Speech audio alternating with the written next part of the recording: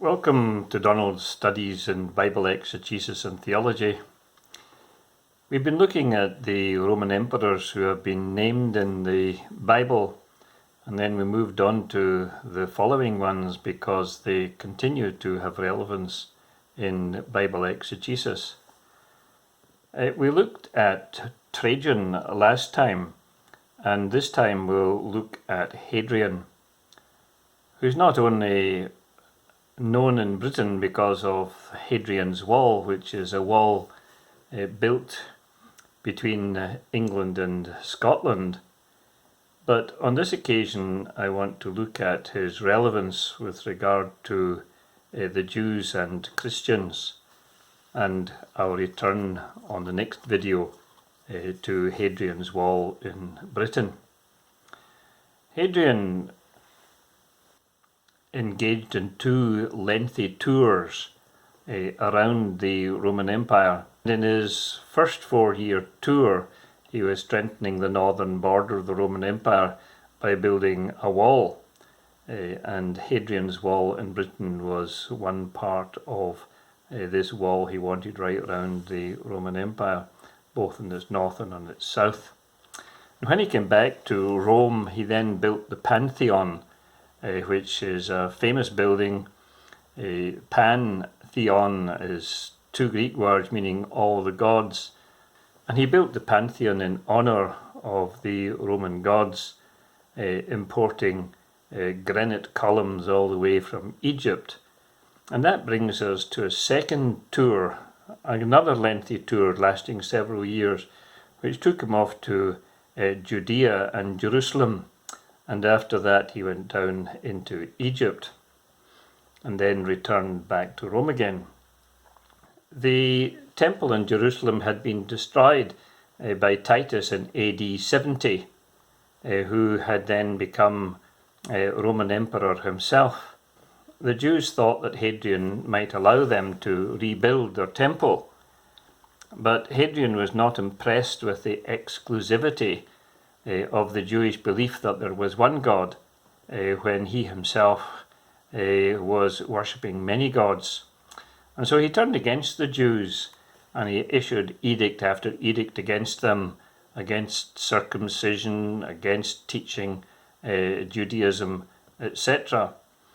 And when he went off into Egypt, the Roman governor left behind carried on with this anti-Semitic attitude towards the Jews, to such an extent that a revolt arose, what's called the Second Jewish Revolt, because the first one was in the previous century. The result of the first Jewish revolt was that the temple was destroyed, and the result of the second Jewish revolt was not going to be much better, because the Jews were banished and the very name of their land was changed from Judea into Palestine, and that was its name for a long time, down until 1948, when the State of Israel was re-established for the first time in almost 2,000 years. So that Hadrian has a very bad reputation amongst the Jews, and he himself had to come back from Rome and get his senior generals to come back to put down this revolt, which took place between 132 AD till 136 AD. It was a serious assault on Roman authority in that part of the world. In order to put down this revolt, 500,000 Jews were slaughtered, so that when the rabbinical writers mention the name of Hadrian, they very often add to it, "May his bones rot." The more significant point is that the name of Palestine was given to this area by the Romans.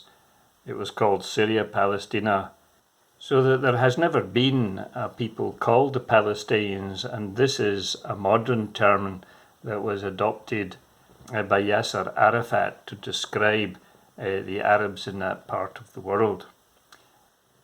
This revolt was so significant that the Romans put it down with great brutality, and the charismatic leader that had led them in revolt, who was known as Simon Bar Kokhba, his name was changed by those that survived this battle into from the son of the star to the son of the lie.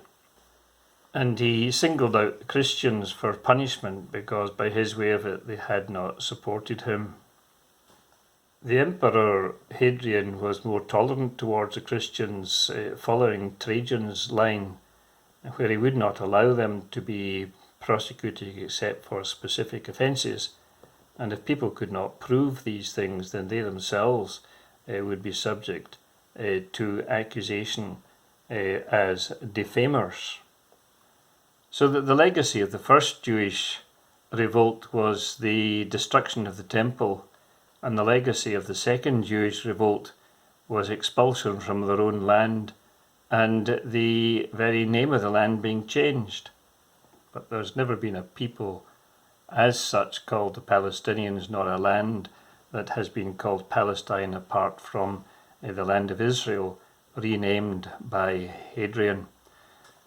So that is part of Hadrian's history in relation to the Jews, in relation to Jerusalem, in relation to Palestine down through the centuries, and in relation to the Christians.